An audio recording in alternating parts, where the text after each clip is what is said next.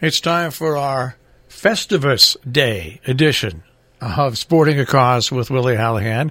And if you don't believe me, check your calendars, because December 23rd is Festivus. Festivus for the rest of us, which was really made famous by Seinfeld, but it is an actual holiday that was put together by an author years before that. But everybody remembers the Festivus pole and the feats of strength and stuff like that. But let's go and move on to a guy who not only celebrates Festivus but also all the holidays, Willie Hallihan from sportingacause.com. Willie, nice to speak to you today. Good morning, Marshall. Festivus, I would have dressed up if I had known. That's right. Festivus for the rest of us. But we are now in the beginning of wintertime, because winter has officially begun. But there's still plenty of stuff for you to talk about, the fundraising and everything that's associated, like with sports. Yes, the sports themselves change form, of course, in the changing seasons. They slow down at the holiday time, but there are things still to talk about. The MTM Holiday 5K was held yesterday, for example, up in New Ashford, Mass. That's part of the township of Pittsfield, a holiday-themed run. There are many of them. And that's pretty much the last running event for the 2018 year. There's one on New Year's Day that I'll talk about shortly. And this coming week, Salisbury Winter Sports activities pretty much dominate the calendar.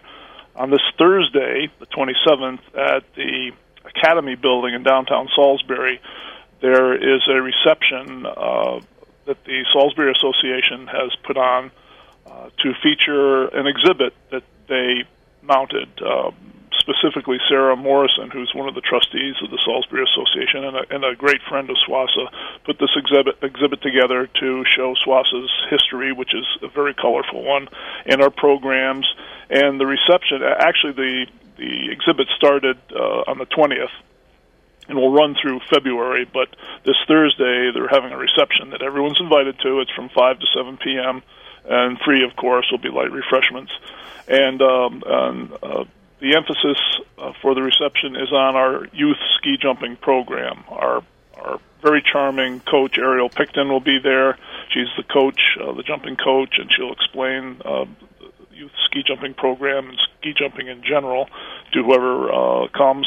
And that's for anyone who wants to come. That's Thursday, 5 to 7 at the Academy Building in downtown Salisbury. Now, the following 2 days, Friday and Saturday, the 28th and 29th, are the ski jumping jump camp days. It's going to be held from 9 to 3 each of the 2 days. It's $50 per child, ages 7 and up. The child has to have their own skis and boots and helmet, so they pretty much have to have been on skis before and have their own, the helmet being the most important part. No poles necessary. And they don't have to be great skiers. In ski jumping, you don't have to know how to turn. Pretty much, especially on the small hill, you go straight down. And so you don't need to be a proficient downhill skier. If you have skis and boots and a helmet, you're certainly eligible. And the $50 includes 2 days of training and practice on the small 20-meter hill.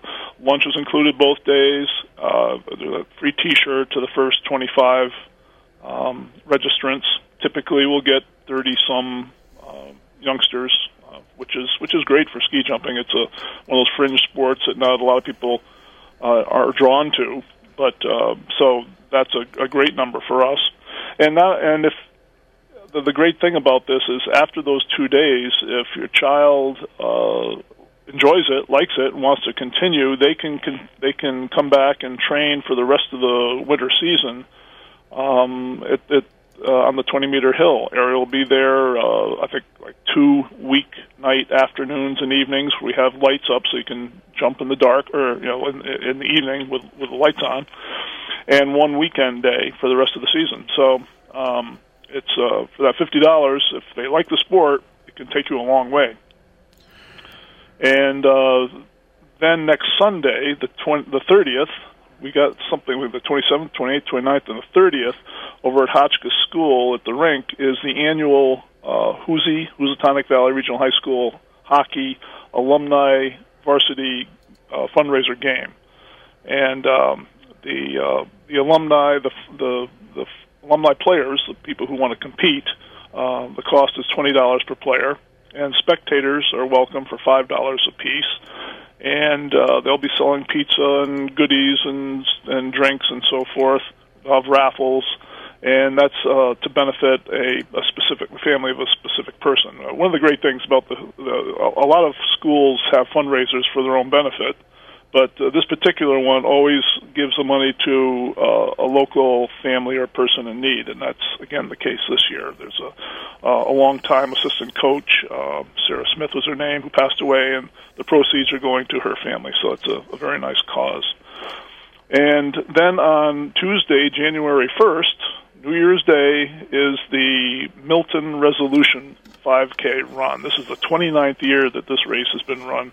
Milton is a little village within the township of Litchfield, and they've been running that for years, rain, snow, or shine, and the benefit is the recreation program in Litchfield, which is very, very active.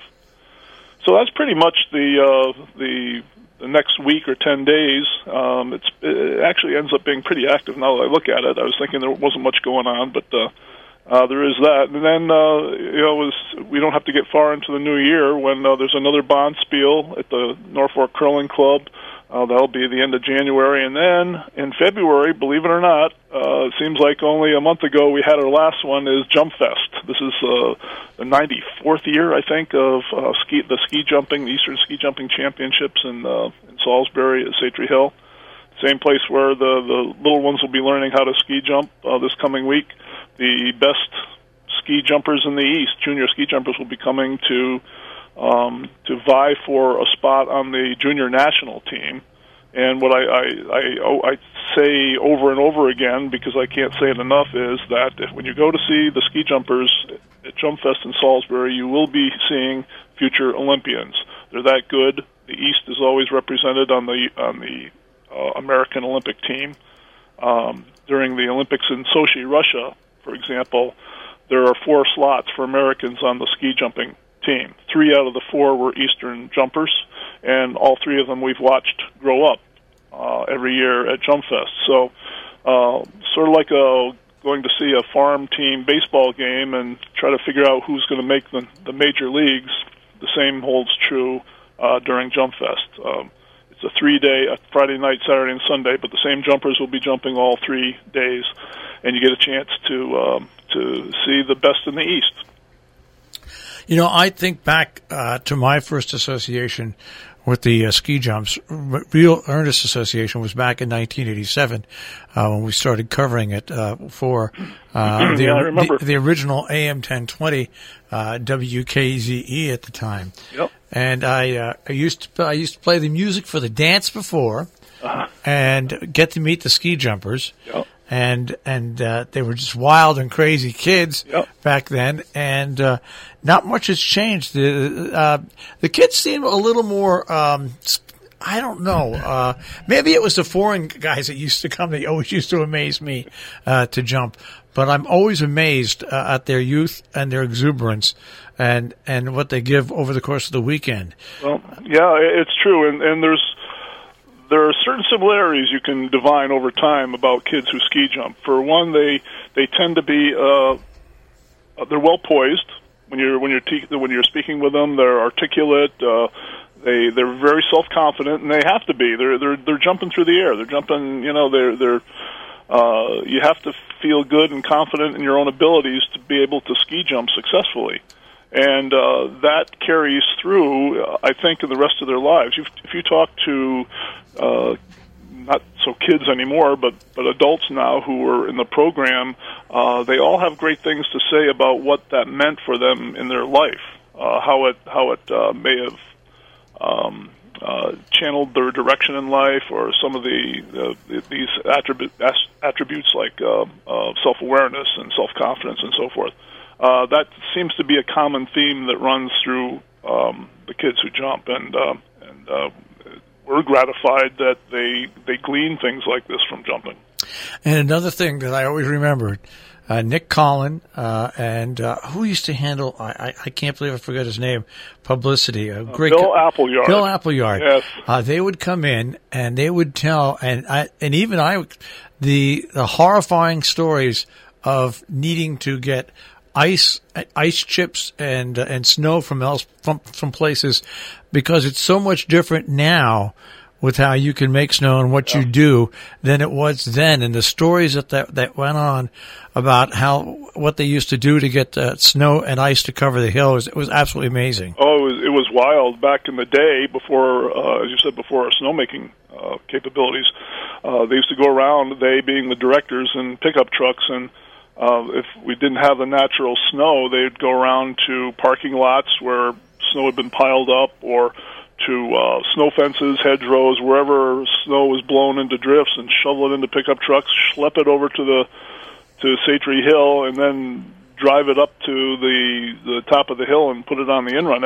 And then we used to also use ice shavings from the local rinks, from Salisbury School especially. I remember the story, though, that I was being told about how they were sitting at a coffee shop one day and there was no snow on the ground. And there was no major snow forecast. And all of a sudden it started to snow.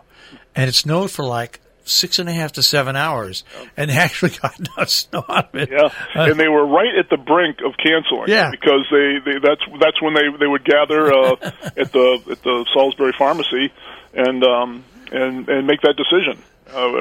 Sometime, if a decision had to be made, some years clearly, there's plenty of snow. But yeah, they were just gathering there to say, okay, well, I guess we got to cancel this year. And then all of a sudden, out of the heavens, came the snow. And you're right, it came down in quantities, and the show went on. There's just a million great stories if people don't know the history of the Salisbury Winter Sports Association. Hopefully, there'll be some of those stories, and the people to tell them at the exhibit at this coming Thursday.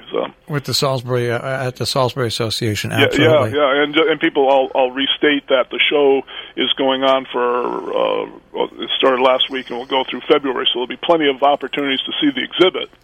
And I don't know what the hours are of the Salisbury Association, but virtually every day, I think, at least Monday through Friday, you'll have the opportunity to see the exhibits.